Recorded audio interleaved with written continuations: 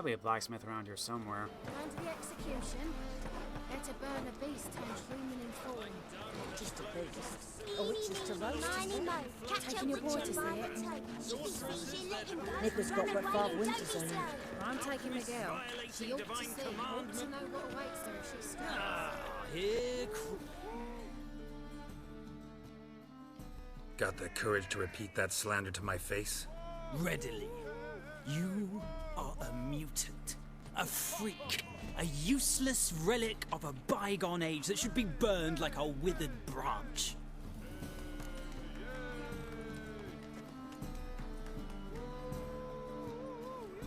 How many people's lives have you saved? From Brooksay, from Leshens? That has no bearing. Asked you a question. How many? There's something to think about, folks. Preacher's fierce in the mouth, but holler at him and his tail sleeps between his legs. Come on, people.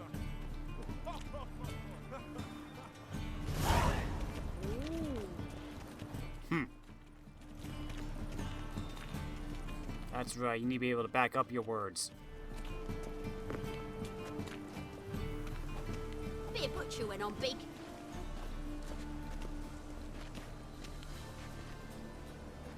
Yeah, I'm not going in there.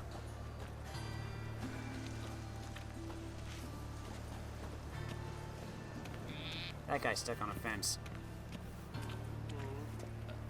Such lovely natural surroundings.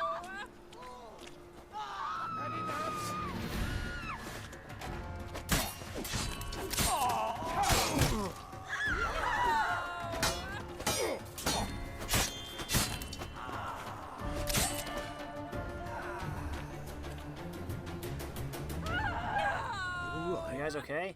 Pilo's dead.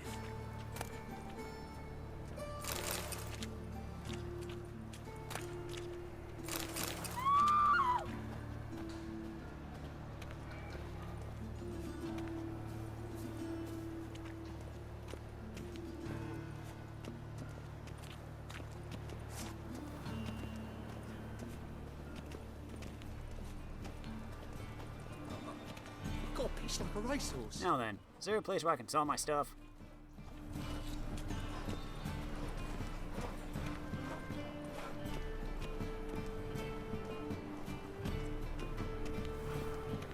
Ah, there's the notice board.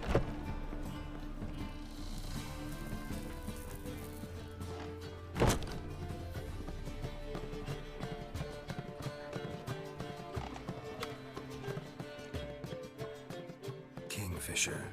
Where do you get the name? Master Dandelion's poetry. The kingfisher preened, then fell in the latrine. Know it? Yeah. Also know the one about Princess Annie, who drowned in the River Fanny. Yes. At any rate, the kingfisher welcomes poetry lovers with open arms. Some of the brightest stars in the literary firmament perform here. What are you serving today?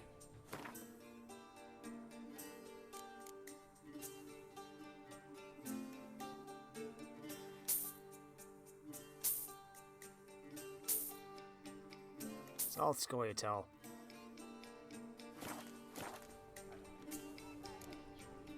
Looking for a partner.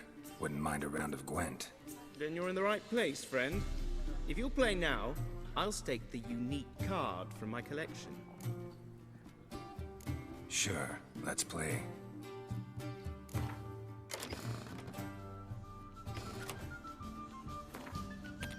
What do we got? Monsters, oh man.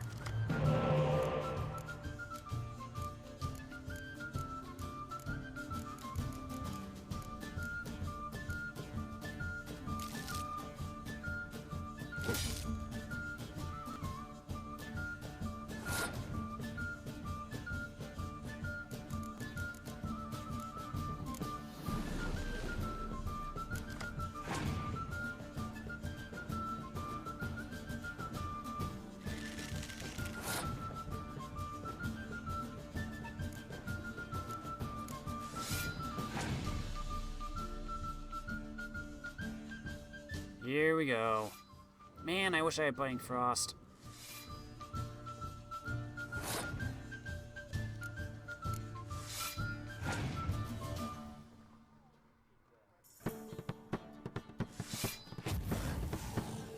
Ouch.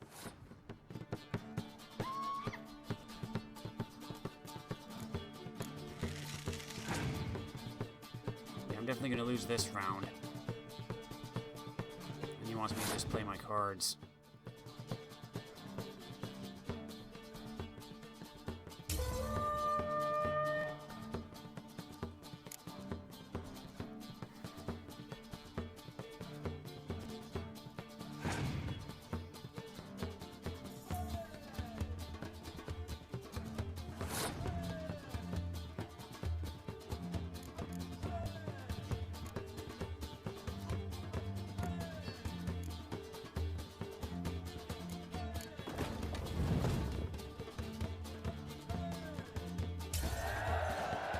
This is it. Going all in now.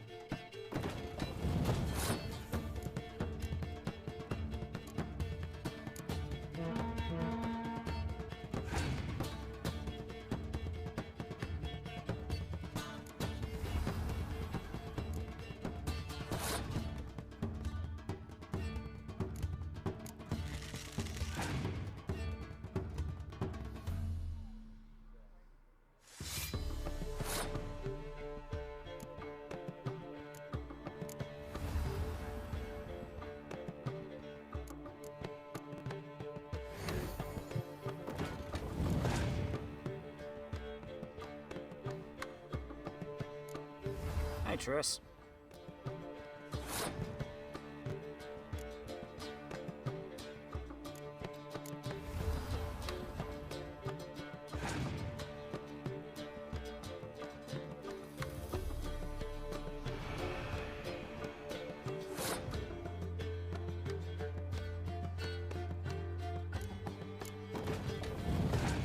Still one.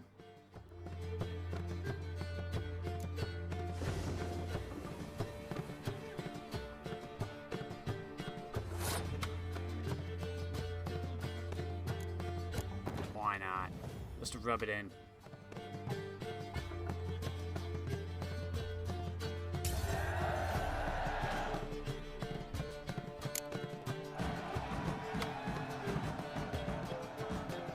You win.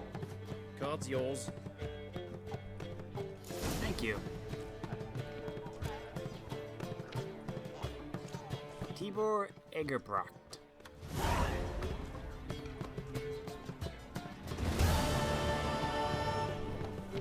Stop telling me to head to Skellige.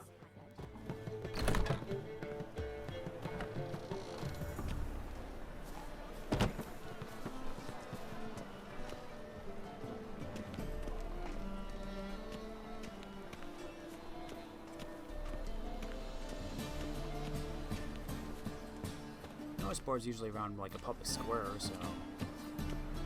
Greetings. Hello.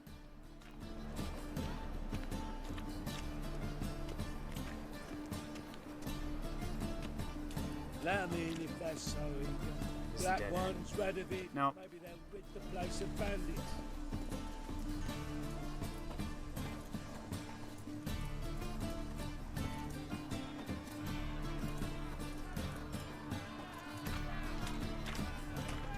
Hierarch Square.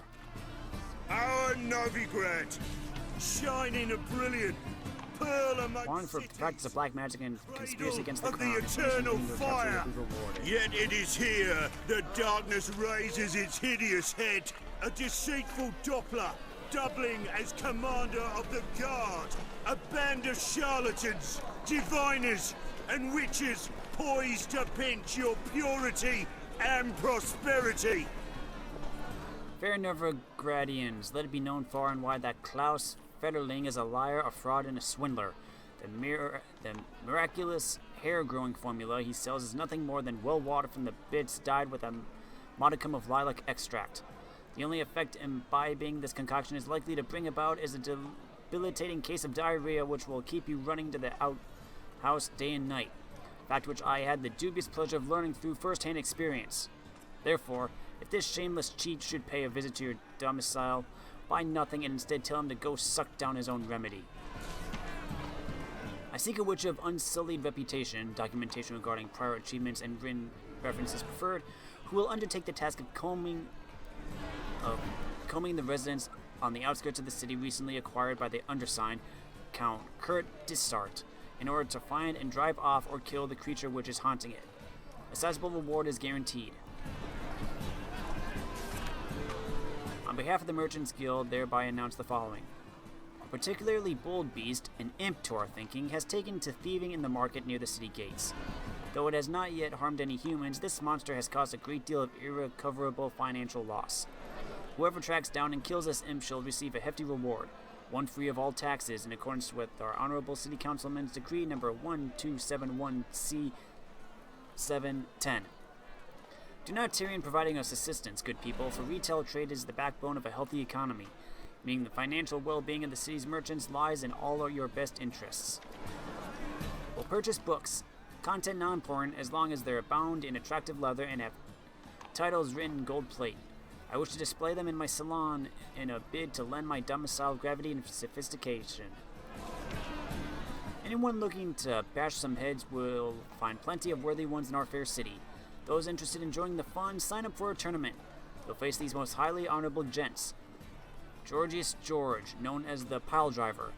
Archibald O'Neill, Captain Iron Mortimer, and Durden, known as the Tailor.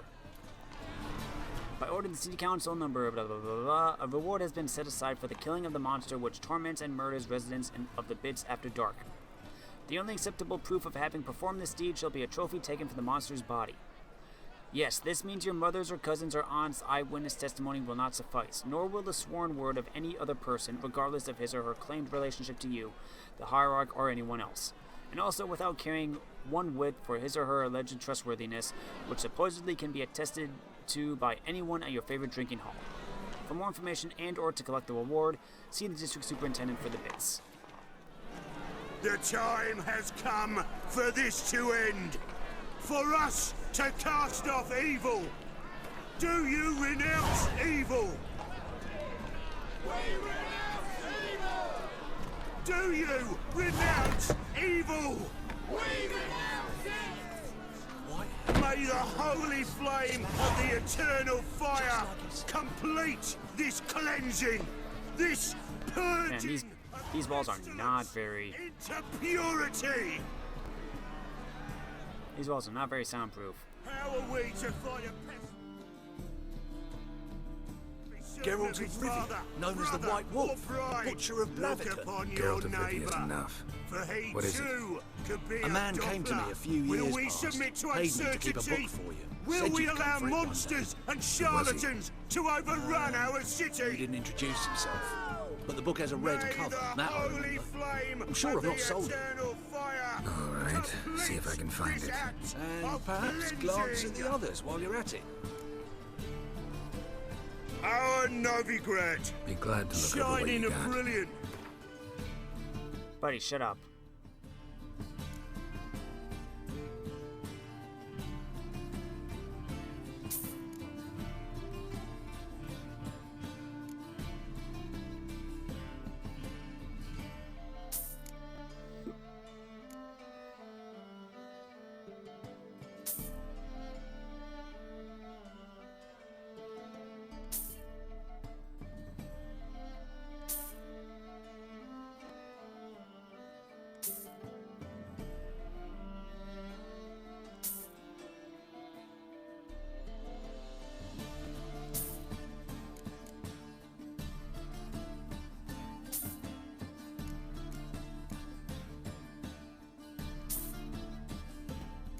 I'm gonna run out of money.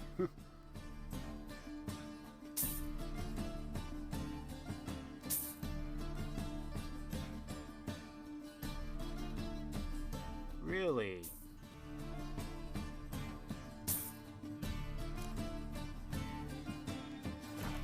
Well, amongst cities, cradle of the eternal fire.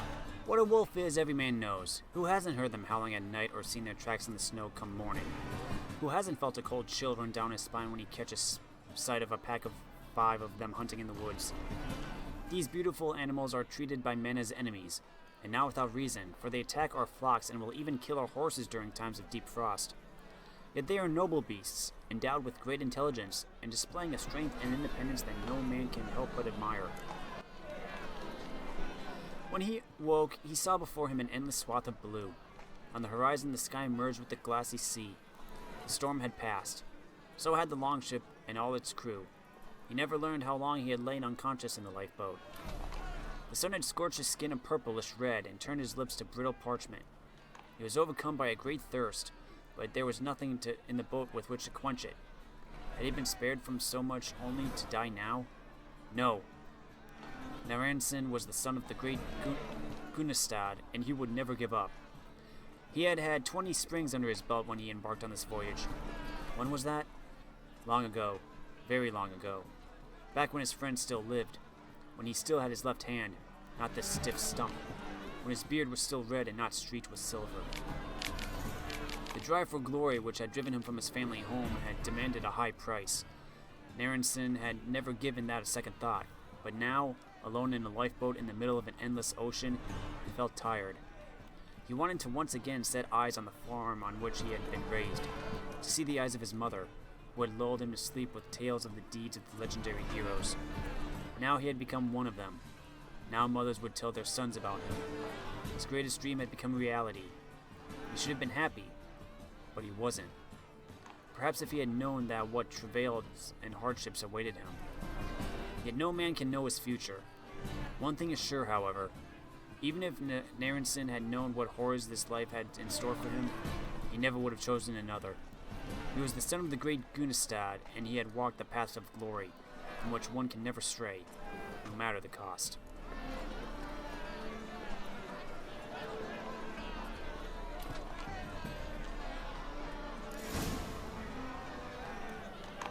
Peasants of the Tukaj foothills said fiends are born of magic. Okay, this is about fiends. Winter was on its way, and the Lord once again started to think about what to do to oppress his people even more. One morning, at the crack of the cockerel's crow, he rode out into the village in a carriage pulled by 2 black horses, with his trusted page at his side to act as his scribe. The earth was sodden, and a cruel mud covered the road, so the Lord, not wanting to dirty his shiny new boots, stayed in his carriage and sent his page to do his bidding. When they arrived at the village, the page dismounted from the carriage, a paper covered in thick ink clutched in his hand. He nailed the paper to the first hut he saw, and since he did with a hammer, a peasant boy named Reuben soon opened the door up to see what was the matter. The boy was 12 years of age and had a straw-colored shock of cow-licked hair and a fresh, freckled face with ruddy cheeks. "Well, what do you want?" grumbled the page, looking at Reuben's shirt, which was covered in the same filth as everything else in the village. "Well, nothing, rightly," Reuben shrugged. "Thing is, sir, this hews me home." "Then get inside it." The boy wasn't scared, and instead stood by his doorstep looking at the piece of paper. "So what's this, sir? A letter?" the boy asked. "Read it and find out for yourself," the scribe said, growing angrier, though Reuben didn't seem to notice. "Afeard I can't, sir. Don't know how." "What the devil's taking you, scribe?" the Lord hollered. He was still sitting in his carriage and hadn't heard the conversation. Clearly he was growing bored. "The whelp says he doesn't know how to read." "Aye, 'cause he don't." Reuben confirmed and took 2 steps toward the carriage, his bare feet sinking into the muddy gray muck. "And the ones inside? Do they?" questioned the Lord. "Where do you reckon they learned a thing like that, my lord?" the peasant asked, perplexed, for he had always thought great lords like that must surely know everything. "So who in your village does know how to read?" asked the Lord, growing even more irritated. "Not no one, sir, my lord." "Scribe," the Lord said, leaning out while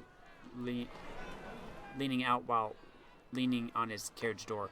"Could you explain to me how I am to enforce my declaration on people who do not know how to read and write?" "I don't know, my lord," the scribe said, taking a step back, as if he expected the Lord to jump out of the carriage and assault him. The fault was not his, but the Lord was in the habit of heeding his scribe when he grew angry, no matter the cost.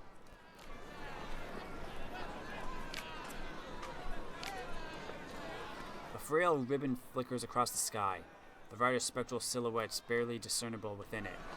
Then the cavalcade contorts closer and closer, revealing more and more of their ghastly form. Now the buffalo horns atop their helms penetrate one's vision. Now the crest betwixt them, and now the skull-like face exposed beneath their visors. The riders sit astride skeletal mounts, bits of barding stuck on their sides like boils. A furious gale howls through the willows. Their blades now glisten like unfailing stars in the black sky. The wind howls louder and louder. No, that is no wind. That is ghoul song. Suddenly the nightmarish cavalcade twists once more, the hooves of its ghostly mounts churning the light of will-o'-the-wisps hanging above the bog. At the head of the cavalcade rides the king of the hunt. A rusty and bassinet sways above a skull-like mask. Gaping eye sockets burn with a pale blue fire. Around him whirls a tattered cloak. A necklace rattles atop his rust-covered breastplate. Holes empty as the abyss stare out from it. Once they were filled with precious stones, but these fell out during his race across the skies and became stars. The king of the hunt laughs, his teeth rotten as the grave, snapping above the rusted collar of his breastplate. Blue flames in the eye sockets of his skeleton mask roar. We hunkered down for the night in a cave so enormous the light from our torches faded into the murky black without revealing any upper bound to it. For most of the night, all we could hear was the rushing of water somewhere behind the walls of the cave. Yet after some time, it's hard to say how much, for we had lost all sense of where day ended and night began, we heard a sort of scraping noise, and then the sound of boulders shifting. The scraping turned to a roar, but by the time we were already on our feet and running toward the tunnel through which we had entered the cave, we did so none too soon, for the shifting had opened up a new passage in the cavern, which began to spew out hordes of small, misshapen humanoids.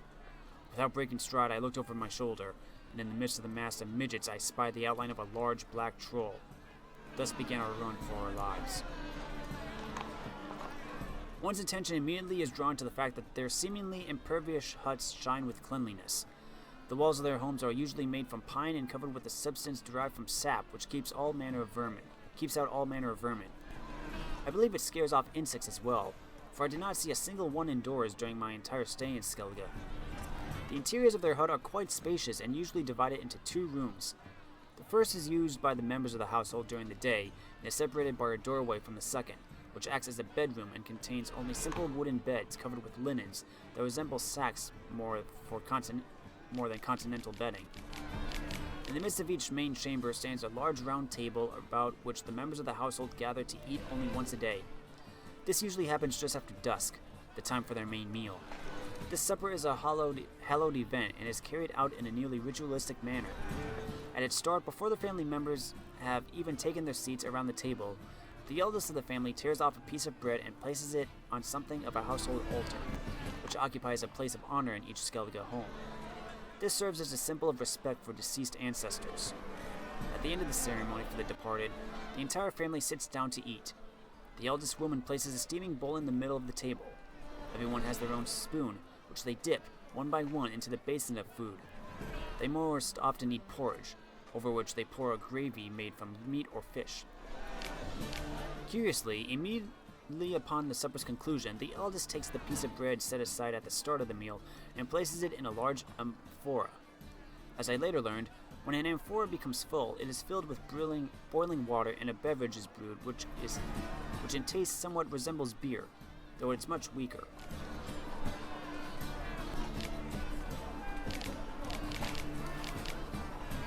To think that man appeared on an empty world and gained mastery over it unchallenged is as foolish as thinking the world will cease to exist after man's passing.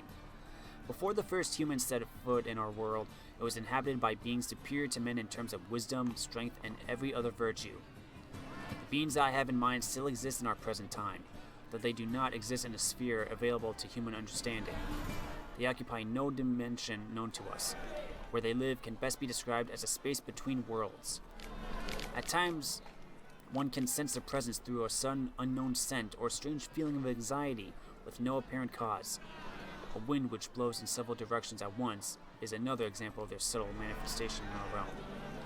There exist various imaginings of what these creatures might look like, yet these have nothing to do with reality. for man is incapable of conceiving something which he has not seen, even in his wildest nightmares. The greatest horror these beings bring come precisely from their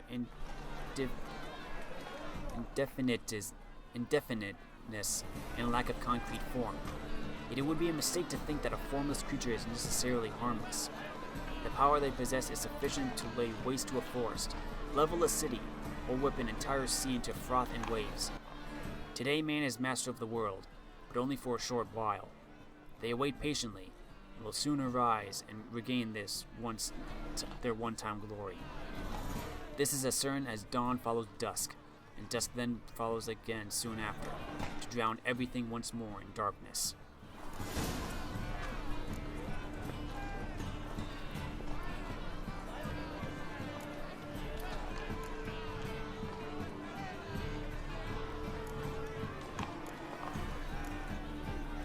I think that's it.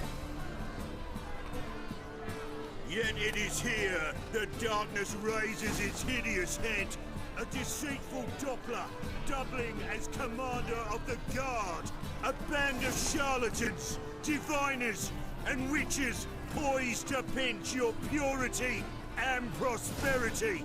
Will you shut up already? Come for this to end, for us to cast off evil. Of Muriel the Lovely. Do you renounce evil? Humorous engravings. On one occasion, Muriel went on a journey to see her auntie in Maribor, accompanied by her nursemaid.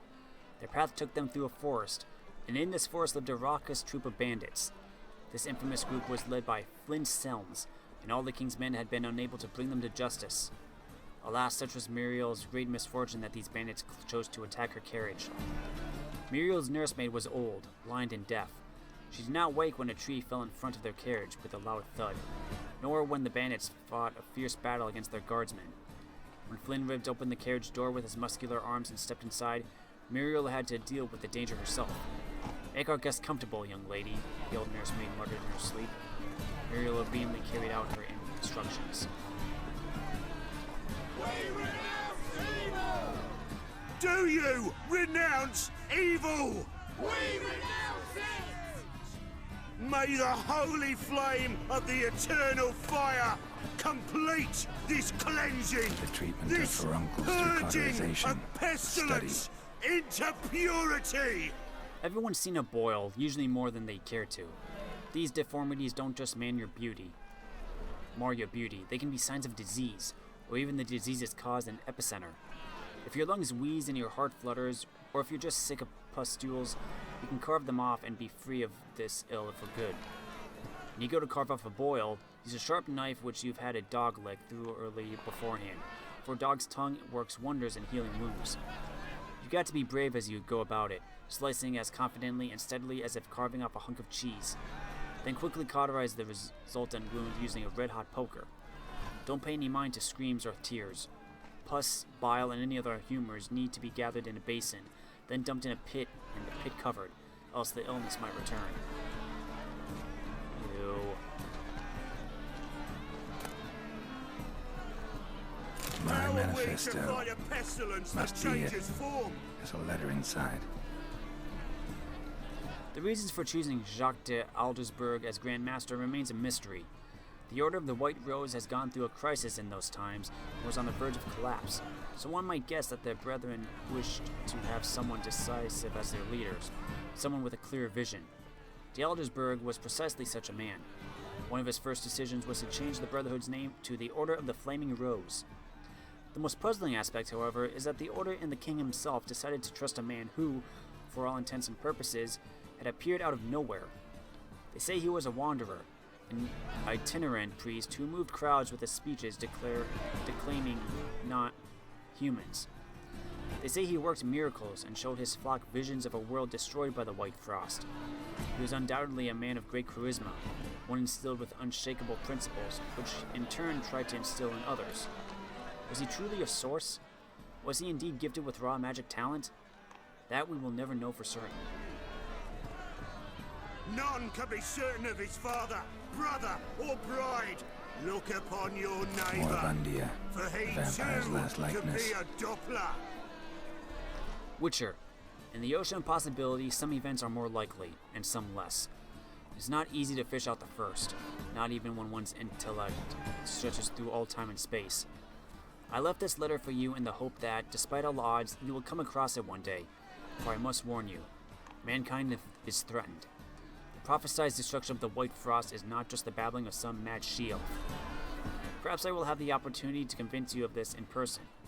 If not, I must rely on this letter, which you will read many years from now, at a time when you know more than you did when we first met. Know that nothing will save the world except preparing its entire population for this catastrophe. The old tales say a child of the elder blood can stave off the danger, but I tried and failed. Ever since I have been haunted by a hideous vision, a crowned wraith, the specter of my failure. I was the chosen one, and the chosen one failed. You and your brotherhood are our only hope. When the time of the wolf's blizzard come, men shall perish and only the Ubermen will survive. Your duty is to give the world Ubermen. Whatever you think of me, do not fail as I have. Will we submit to uncertainty? Will we allow monsters and charlatans to overrun our city? Thereupon, Isabella took Edward's glistening visage in her hand and embraced his icy lips, which were twisted in a cynical grin. "Forgive me, my love," she whispered, stifling the sobs heaving her bosom. "My heart doth long for fiercer passion for yon werewolf, whom thou hateth with all thy vampiric thoroughness. 'Tis for the best," spoke Edward, shifting his pale face toward the equally pale moon. "With me thy life was ever in danger. With yon werewolf thou shalt know peace and happiness." Edward turned around and took a step toward the exit, but Isabella grabbed his wrist and bade him stop. The touch of her hand was so tender, his heart nearly began to beat anew after centuries of death stillness. "There is more," spoke she, averting his penetrating gaze. "I am with child."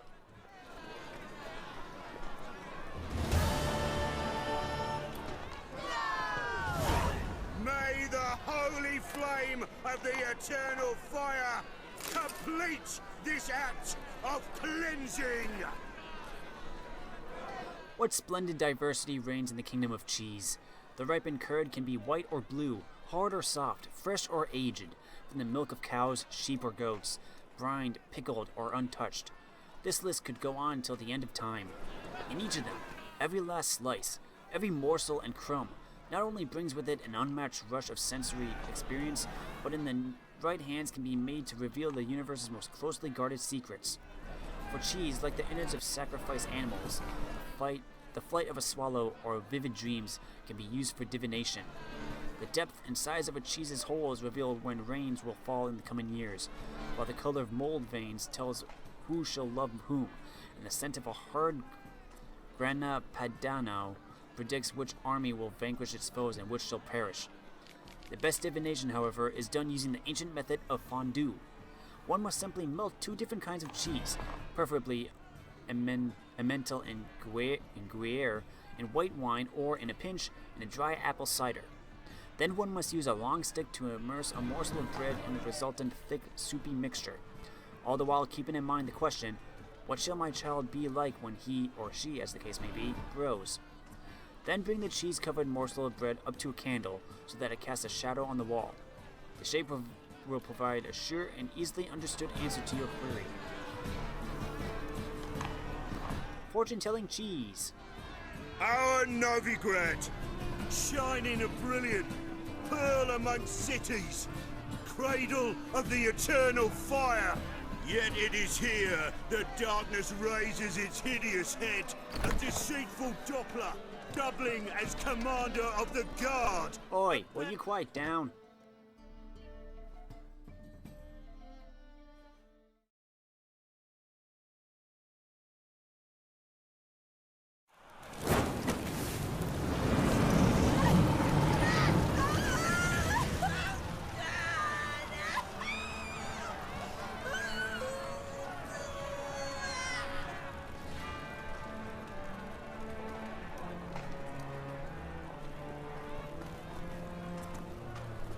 No evil can survive the holy fire.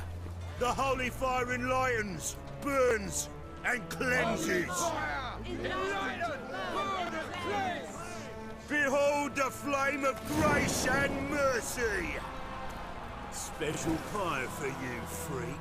Nice, slow burning. You'll beg for mercy in all the voices known to you, by the others of your species. No! I wanted only to live like you! Help me, kind folk! Please!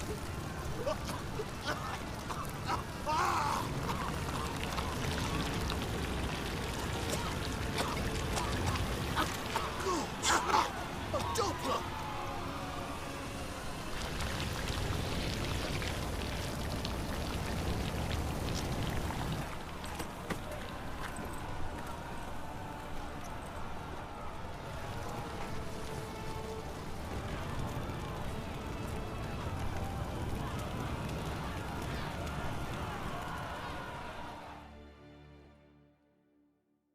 Sure hope Dudu hasn't met the same fate.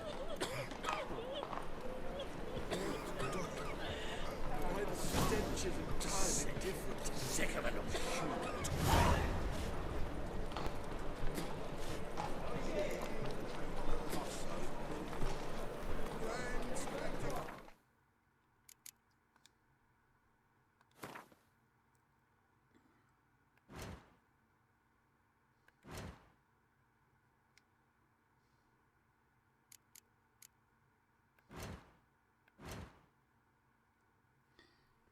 In those days, rampant persecution and the smoke of 100 pyres choked Novigrad's air. This grim climate provided cover in which a great many bloody butchers built comfortable nests for themselves. Drummed-up conspiracies, mass arrests, and show trials resulting in group executions were the favored building blocks. Caleb Menge, the fanatical, ambitious commander of the Church of the Eternal Fire's Temple Guard, was one such opportunist. His moment of triumph coming when he unmasked his superior, the former Temple Guard commander Chappelle, as a Doppler in disguise. Geralt first saw Menge lighting Chappelle's pyre in Novigrad's main square, and had no doubt that, for this man, the appellation fanatical whoreson was too mild by far. Geralt and I had long known that Chappelle, Chancellor of Security for the Church of the Eternal Fire in Novigrad, had died years ago and been replaced by a Doppler masquerading under his name. We didn't breathe a word of this to anyone, of course, for the change was decidedly in everyone's best interest. The Doppler had proved a reasonable creature, deprived of the true Chappelle's cruelty, and under his watch, life in the city had much improved. Sadly, the Chancellor's conciliatory style must have raised suspicions as a wave of terror and persecution began to swell over Novigrad. The Doppler was found out, arrested, and burned at the stake for the greater glory of the Eternal Fire. Geralt had been in situations where he could not prevent someone's death on more than one occasion. In fact, you might say he had grown accustomed to that particular form of agony. It is another thing altogether, however, to stand powerless and watch the unjust, cruel execution of an acquaintance with whom one had developed a fondness. Such was his lot as regards Felicia Corey, a young sorceress whom Geralt had met while chasing the Kingslayer, Letho. Though Geralt had not gotten to know her deeply, he had nonetheless taken a liking to this former pupil of Philippa Eilhart, who had seemed to him a pleasant, entertaining young woman. Yet she was a wielder of magic, and as such, met her end on the pyre.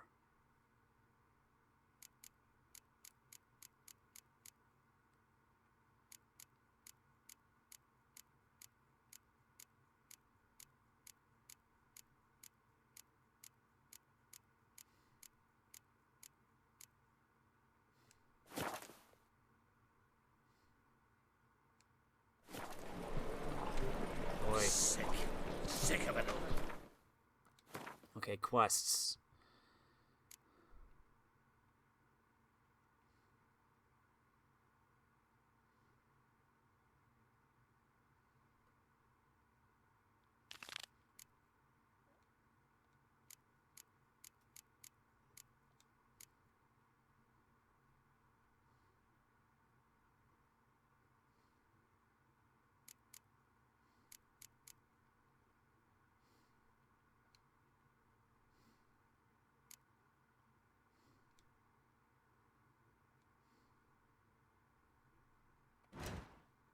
Where is this at? Oh, it's just over there. Ooh, there's an armorer.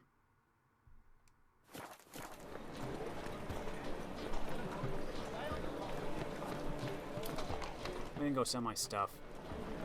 And I'm probably gonna call it for the night. Wow, we're already over an hour and 43 minutes?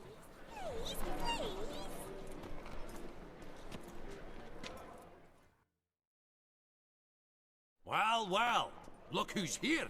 The White Wolf himself in my humble establishment. How can I be of service? How's business? Really? That's the best you got?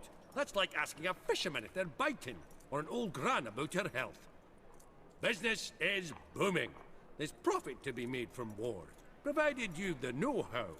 Before Nilfgaard had even crossed the Pontar, I'd contracted for insured deliveries of wood and iron from Kovir, reaped a 7-fold return on my investment. Nice. So you might think, but then there's the non-human poll tax, the church's tithe, war taxes, and my overhead. Subtract all that and you're left with a pittance. A dozen or so chests, and no more. You play Gwent, don't you? Oh, sure. 'Cause I'm a dwarf. Is that it? Do you also believe I know every other bleeding dwarf in existence, and at the end of each day, I deepen the mine shaft in my cellar? So you play or not? Aye, I play. So play me. Stake a unique card, maybe? Why not? This is gonna suck.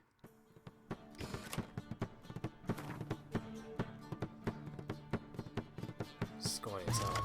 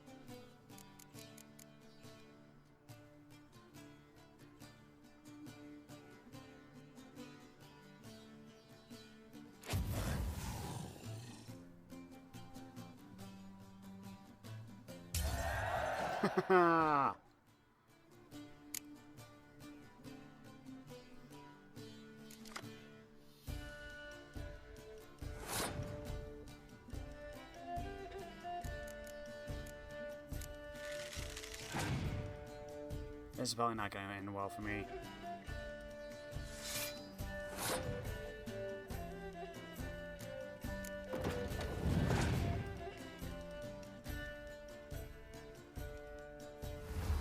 Yeah, I don't really think this is going to end well for me.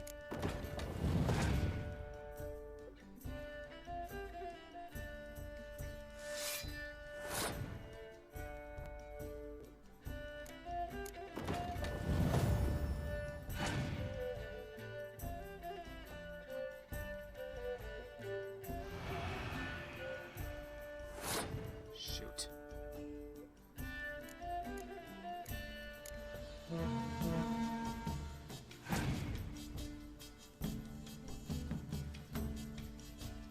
Shoot.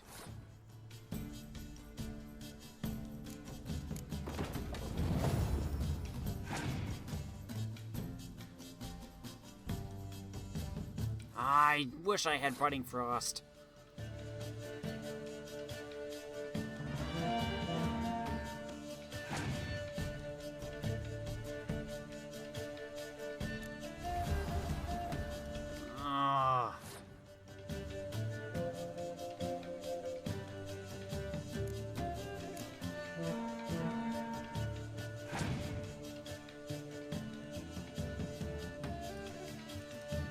Oh, thank goodness. Ooh, boy.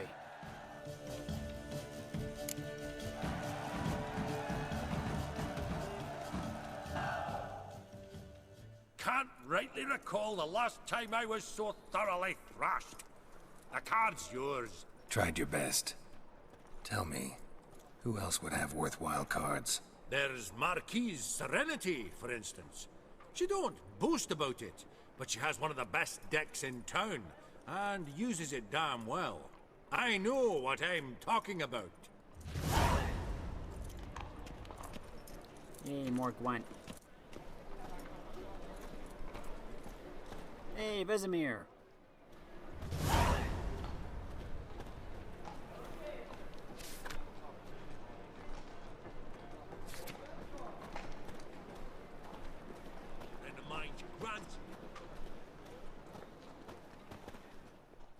Hello.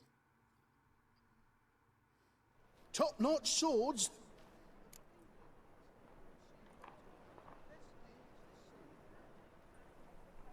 Show me what you have in stock.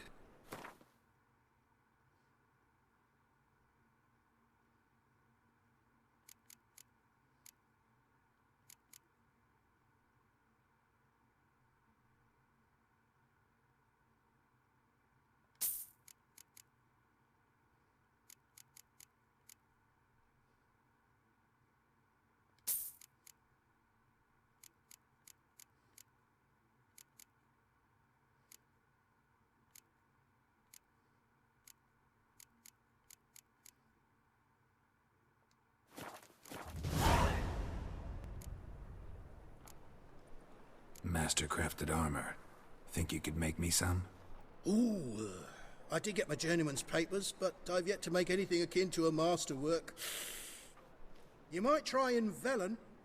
A dwarf there goes by Fergus. He might help. Guildsmen claim there's no one better anywhere south of the Pontar.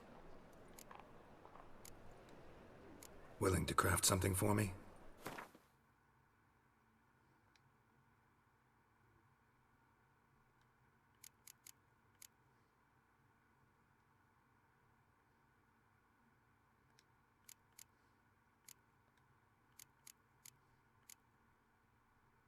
Ah.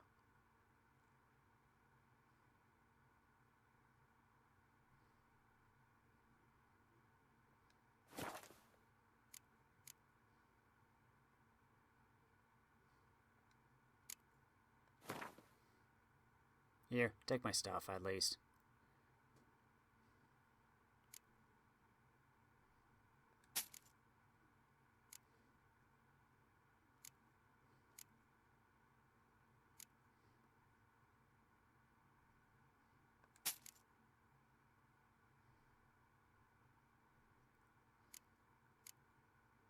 Still over encumbered.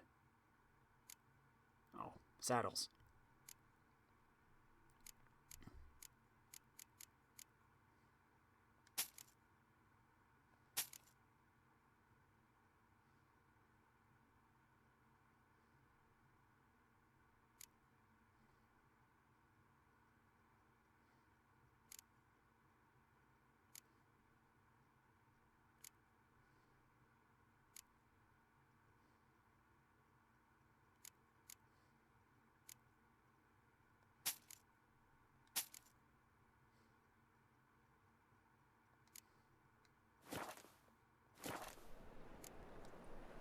So long.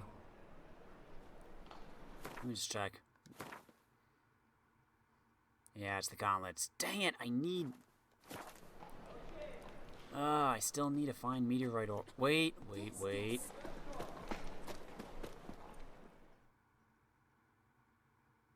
Top-notch swords?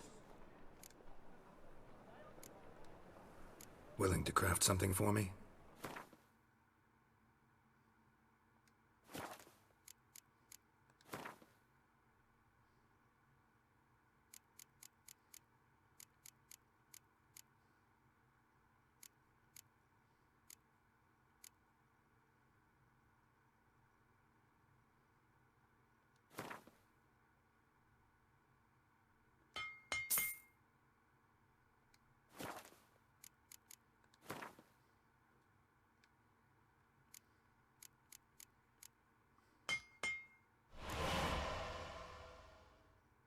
There we go.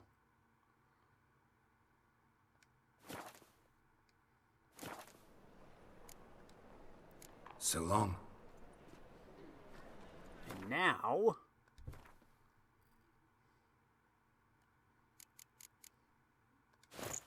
There we go. Now we just need the swords.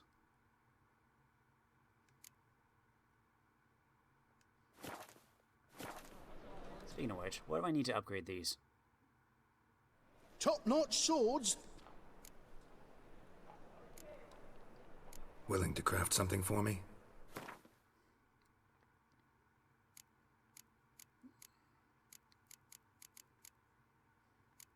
Oh wait, I don't think I have the...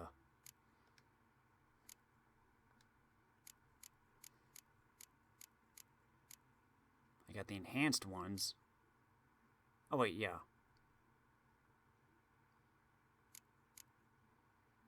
Meteoroid silver plate. Monster feathers.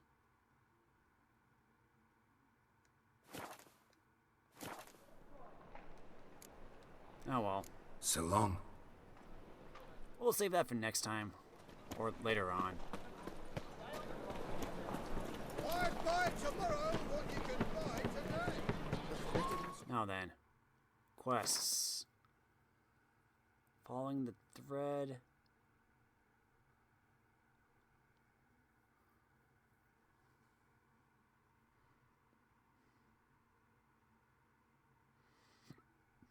Yeah, that's the one we'll do next. Not the Witcher just once and your gut people.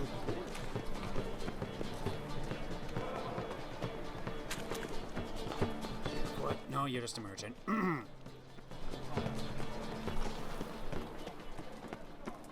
Help a poor fellow out. We'll add to the quest line, but we'll end it here for now. At least I can run. They're starving in Bazima, you know. They eat horse calves.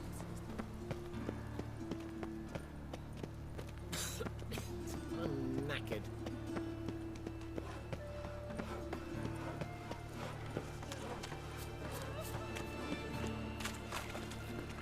Lots of shady individuals around here.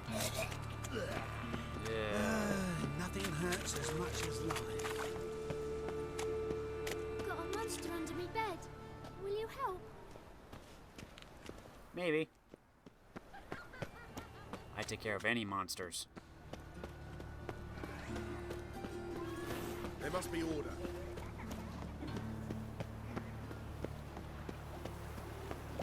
Southern Gate.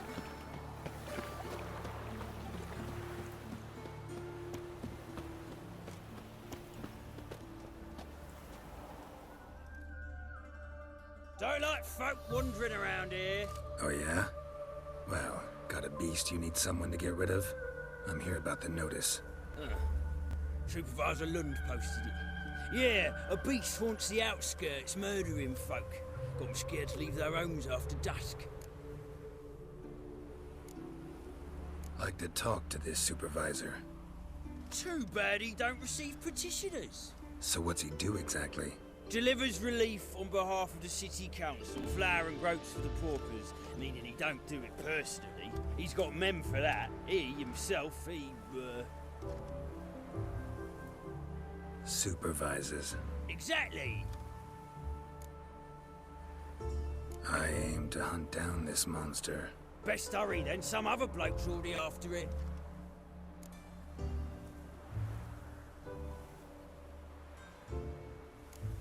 When do you find the last victim? Just last night. Hubert, a beggar, but a decent man. I'd let him sleep in the shed from time to time. That one on the right. Eustace hasn't come for the corpse yet. It's lying in there where I found it. Any eyewitnesses to these attacks? No, just the bodies. Beast appears only at night. Chooses isolated victims. Who took the contract? Didn't see the man. Was just told some brave fool turned up. Thanks. So long.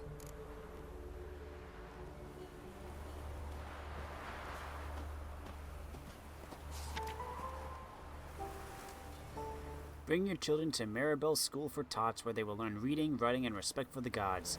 We charge no fees, but welcome donations from all. Your generosity is what keeps us going. Feels like shagging. Don't lift a finger That's around nice. the yard. Let's go follow the thread. Examine this crime. Sonny, we gotta haul some cheese into town. Hopefully we'll be able to get paid on time. But there's bandits prowling just outside of town. Foreigners everywhere. There's a war on. Folk are seeking refuge. Some of them aren't honest. It's the way of the world. Take the neighbours. Bandits might be afeard to attack a larger group. Okay, buddy, what's your story?